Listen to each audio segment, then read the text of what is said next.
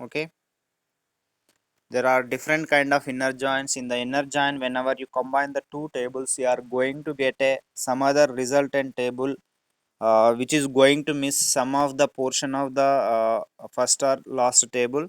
So in the inner join, what will happen actually is we are going to get the result as a intersection value of both the tables. So whatever that is common in table 1, what is that is common in the table 1 and table 2 will be the result.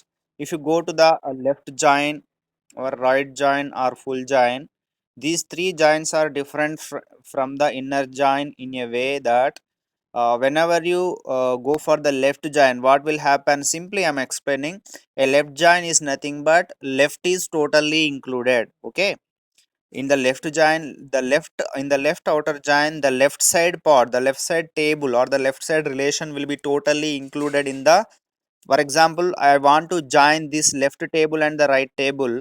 I am going to get an answer, right? And in that answer and or in that resultant join table, okay, this is the first table and this is the second table. Whenever you join both of them or combine both of them by using the join concept, you are going to get the third table.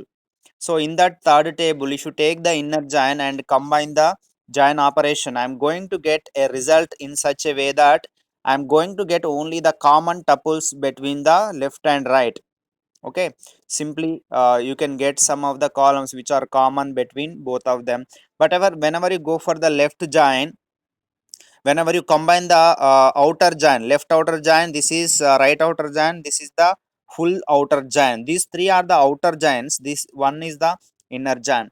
So here only you are able to understand what it is actually by looking at the diagram. Whenever I combine the left table and the right table, in the result you are going to have a total values of the left table. Okay, so you have to copy the left table contents as it is in the result. Of course, there will be some of the things which are common between the left and right.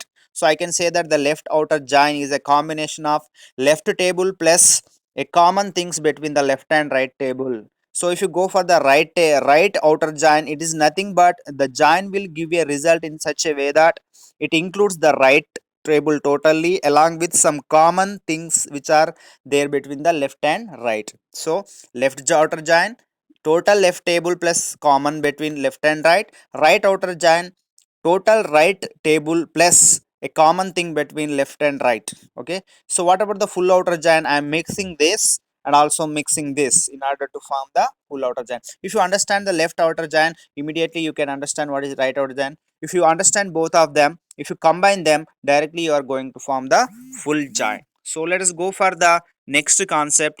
In the inner join also, we have not explained the theory here. Theta join it is because we are using a symbol theta. So this is also called as the equijoin. What is the other name for theta join? Equijoin. Actually there are three kinds of outer joins, right? Similar to that, in the inner join also we have three types. One is the theta join or equijoin, and the another is a, let us go for this, equijoin, theta join, equijoin and natural join. Okay, there are about two types. Okay, what are they? One is a, already we discussed that it theta join or equijoin, and the second one is the natural join. This is the natural join, right? So whenever we complete this theta join wheel is already completed, it is also called as the equijoin. The reason for which is here we are calling this as a equijoin. Why? Because we are using an equal to symbol in the condition. That's why it is called as the equijoin. Okay, this is one of the inner joins. Now let us go for the natural join. What is the natural join? Let us go for the theory.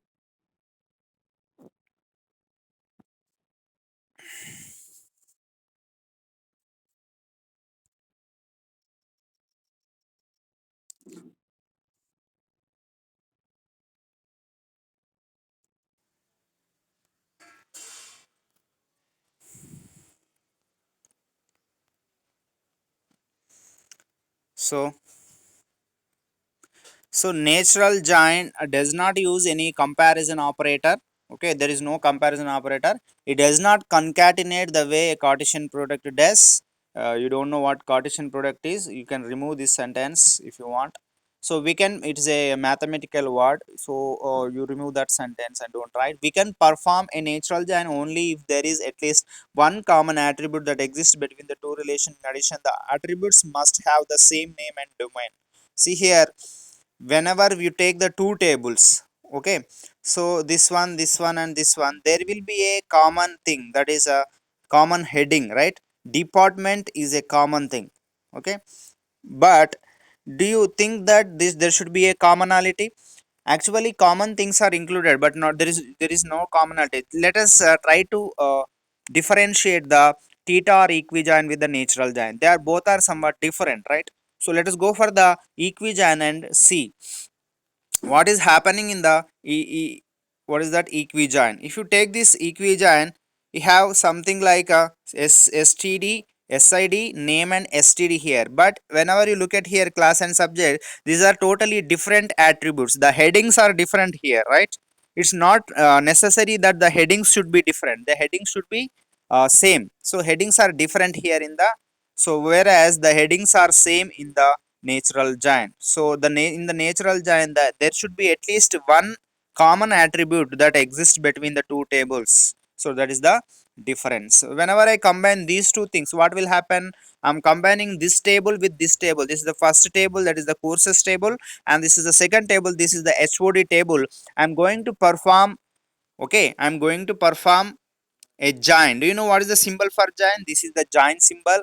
Okay, we already we have known the giant symbol, and also HOD.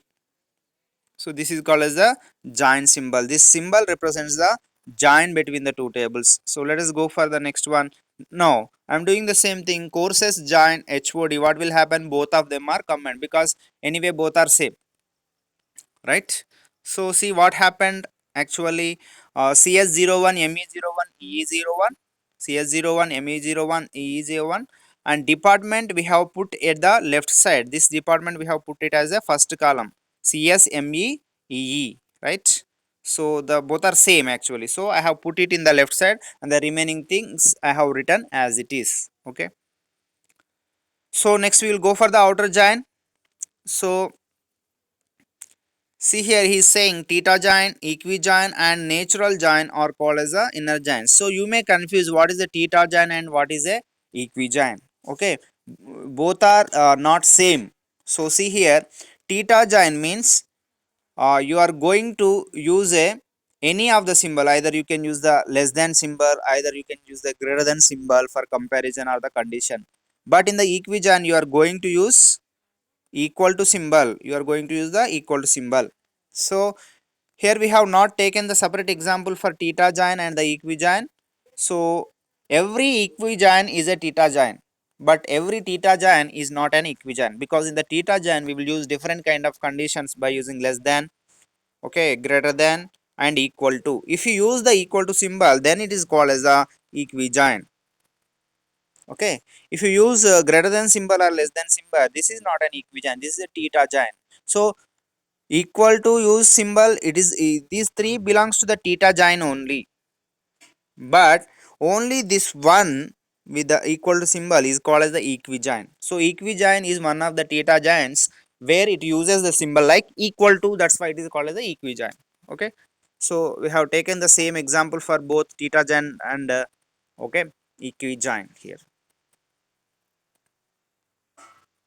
So here he is saying something like theta join, equijoin, and natural join are called as the inner joins. They are called as what? Inner joins. An inner join includes only those tuples with matching attributes, and the rest are discarded in the resulting relation. Whenever I take the two tables, the left table and right table, only the common things will be taken. For example, here we have a common things, let us say, and here we have a common things. Only these things will be included in the join. Whenever I perform the join, only these things will come and these will be discarded. The rest of the things will be discarded. Only the intersection part is going to be covered. We are not going to get either the total of table 1 or the total of table 2. Only, for example, take first table and take second table, only some common things will be coming out, not everything. But if you take the left outer join, the left side part is totally coming. If you take the right outer join, the right side part is totally coming. Okay, so the number of tuples, the number of records that are formed by the inner join will be less when compared to the outer join. See here, okay, and distributing the relation. Therefore, we need to use the outer join to include all the tuples from the participating relations. If you want all the tuples from all the tables, table 1 and table 2, then you have to go for the full join so that everything will be included. So how we can understand the outer join? Let us explain now. Sorry.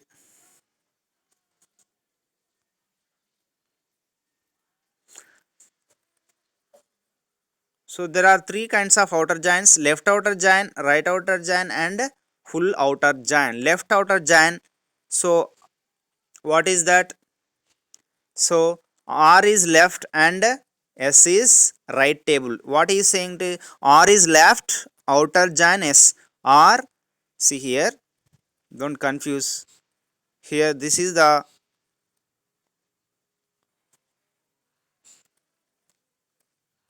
word that is combining R and S. R is the left side table and S is the second table. R and S both are the tables which are going to be combined. What kind of combination we are going to do? We are going to do perform the left outer join between R and S. That's why R left outer join S is saying. So left outer join is performing an R and S. All the tuples from the left relation R are included in the resulting. Let's directly go for the practical so that we can easily understand. This time, try to understand this left outer join. So here it is very clear. The all the tables are appearing in the same page. Okay. See here in the left outer join, no, the total left part will be included. Okay, as it is. So I am writing the total left part as it is in the. After making a join, the resultant relation will have the total, right? Yeah, just copy and paste over here. So what about the right side? So right side 101 is 100 is matching with sorry, 100 is matching with 100. So 100 database 100 Alex. Okay, we are writing. Now 101 is matching with what? 101 is not matching with any of the record in the right side. That's why only this 101 mechanics is written, because there is no batch in the right side table. So I'm putting them in like this, okay, with dashes. So whatever that is not matching, we are putting with the blank spaces or null values. Okay, if they are matching, then we can write as it is. So left side 102 electronics will be matching with the 102 Maya. So I am writing here like 102 electronics and 102 Maya. So whatever that is matching will be written as it is.